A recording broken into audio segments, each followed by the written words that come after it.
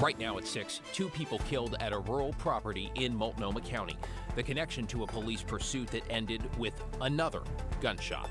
Then, anytime you're dealing with a prisoner, they're always a flight risk. The search for a woman who slipped out of custody by apparently climbing through a hospital bathroom ceiling and changing her appearance. Plus, it's dishonest, and I don't understand why it was necessary. Why one big box retailer's reason for closing some Portland stores doesn't seem to add up. And why a new lawsuit over one walkway on the Oregon coast means your favorite trails could be shut down.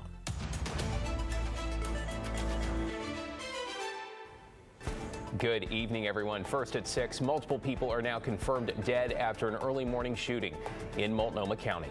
Thanks for joining us. I'm David Molko. This all began before sunrise when authorities responded to reports of a shooting in a rural part of the county outside the town of Boring. Then, hours later, deputies say an attempted traffic stop eventually led to a police chase and then what appears to be the suspect. John Adams is in the newsroom tonight. John, walk us through how this all unfolded. Yeah, David, the Multnomah County Sheriff's Office now says a man and a woman were found dead at a home in a rural area of East Multnomah County. It happened around 4 a.m. on Cottrell Road, just southeast of Gresham. When deputies got there, they also found a dog dead inside. Neighbors were initially told to shelter in place, but that order was lifted less than 2 hours later. Around 8 a.m., Clackamas County deputies attempted to stop a white Ford utility van for a traffic violation. The driver eventually stopped near Southeast 131st Avenue and Southeast Comanche Court in Clackamas. Deputies there heard a gunshot inside that van and found the driver dead inside. They say he was involved in the first shooting and knew both of those victims involved in that first shooting.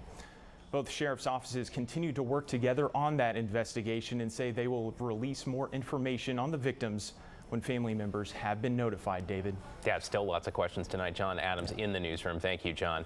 Let's get to your headlines this evening. Police are searching for the person who shot and killed a man in Northwest Portland overnight. This was just after midnight on Northwest Trinity Place, just off Burnside near Providence Park. Officers say they tried to save that man, but he died at the scene. No word on any suspects. In Alaska, a jury has found a 67-year-old Gresham man guilty of murder in the case of a teen who was raped and killed more than 4 decades ago. The body of 16-year-old Shelley Connolly was found outside of Anchorage after she was reported missing in January of 1978. However, that case went cold until 2019 when authorities say they linked DNA evidence from her body to Donald McQuaid, who was living in Oregon. McQuaid will be sentenced in April. A group of protesters who were injured by federal law enforcement officers in the summer of 2020 have reportedly filed a new lawsuit against the federal government. According to OPB, the suit filed yesterday alleges negligence and battery by the officers, saying they violated rights to free speech and assembly and escalated violence by targeting protesters. It is similar to a previous suit by the same plaintiffs, but was filed after a Supreme Court ruling forced a change in legal tactics here. A 2021 Department of Homeland Security audit found that most of the 700 federal officers who were surged into Portland were not trained in riot and crowd control. And we are getting a look at just how many students and teachers have missed school this week in Portland Public Schools. This week was supposed to be the first half of winter break, but holidays were transformed into school days because of the teacher strike. Keep in mind, though, the district is excusing absences for students who report them as vacation. All right, on Monday, just over 9,000 students missed school. That's about 21% of the student body. 597 teachers were also out Monday. That's about 16% of teachers.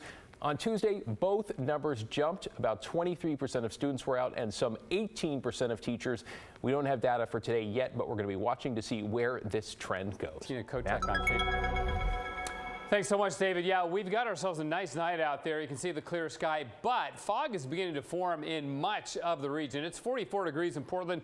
We're still clear, but east winds are helping that cause. 13 miles an hour at Troutdale. Crown Point still gusting up around 22, which, you know, by Crown Point standards is pretty light. Now, let's check out the winds. As you can see elsewhere, they've gone calm. That is great for fog formation, and it's doing just that. Quarter-mile visibility in Hillsborough and Scappoose already, and we're just, what, an hour and a half past sunset now? Half a mile in Kelso, down to 0 up in Chehalis, which means it's less than a 1/16 of a mile, but still good down the rest of the valley. don't worry, the fog will be thickening up in much of the Willamette Valley as we go into the nighttime hours tonight. So we've got a dense fog advisory until 10 a.m. tomorrow morning for all the western valleys, the lower Columbia, and up into Cowlitz County in Washington. Also along the coast, we're expecting some pretty thick fog around Tillamook County too. So that'll be the real story overnight tonight and tomorrow morning. But I think we break out of it into the Portland area, get sunshine late in the day, still make it up to about 51. So thick fog overnight. The bigger headline perhaps is that snow finally returns to the Cascades on Friday, and then gorge snow is possible Sunday and Monday. We'll talk more about that a little later. David, back to you. Now you've got my interest. Thanks so much, Matt. You have to really maintain custody and control throughout the whole process. Deputies in Multnomah County are dealing with the aftermath of an escape as they search for a woman they say evaded law enforcement by climbing through the ceiling. This all began Monday, officials say, when 24-year-old Sabrina Cox was taken to the hospital and then asked to use the bathroom. Thomas Schultz is here to walk us through what happened next. Thomas. Well, David, after asking to use the bathroom, Sabrina Cox removed a ceiling tile, climbed through the ceiling and down into another room. She then removed her restraints, changed her appearance, and walked out of the hospital. Now, law enforcement experts say there's a few things that deputies did wrong. Anytime you're dealing with a prisoner, they're always a flight risk. 2 days after Sabrina Cox escaped law enforcement, she remains on the loose. She was originally arrested on December 8th and charged with identity theft and fraudulent use of a credit card. Now David Sarney, an adjunct professor at the John Jay College of Criminal Justice and a former NYPD detective, says Cox should have never been in a position to escape. Anytime you're transporting, there should be at least 2 officers with somebody. The Multnomah County Sheriff's Office says Cox was transported to the hospital by 1 deputy. And Sarney says law enforcement should have not allowed Cox to use a single-person bathroom. They should have also checked the restroom beforehand to ensure she couldn't escape.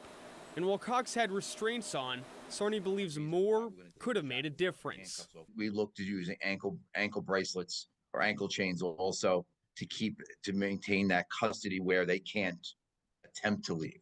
Now, police say Cox has connections to North Portland and Battleground. And while the search for her continues, Sarney says there will also be an investigation into how Cox was able to escape to begin with.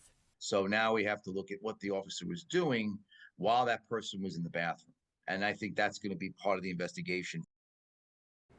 Now, we reached out to both the Sheriff's Office and OHSU for interview requests. Both declined. Though if you have any information about Cox's whereabouts, you're encouraged to contact the Multnomah County Sheriff's Office. What a story. Appreciate you walking us through it, Thomas. Thanks so much.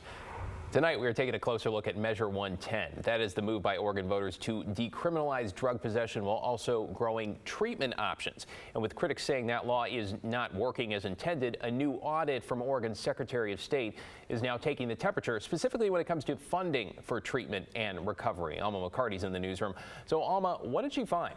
Well, David, as you mentioned, people have a lot of thoughts and feelings about Measure 110. However, auditors caution that much of that conversation is outside of the scope of this review. While they found Measure 110 grant money has helped expand community-based drug treatment services, there are still significant challenges with rolling out the funding.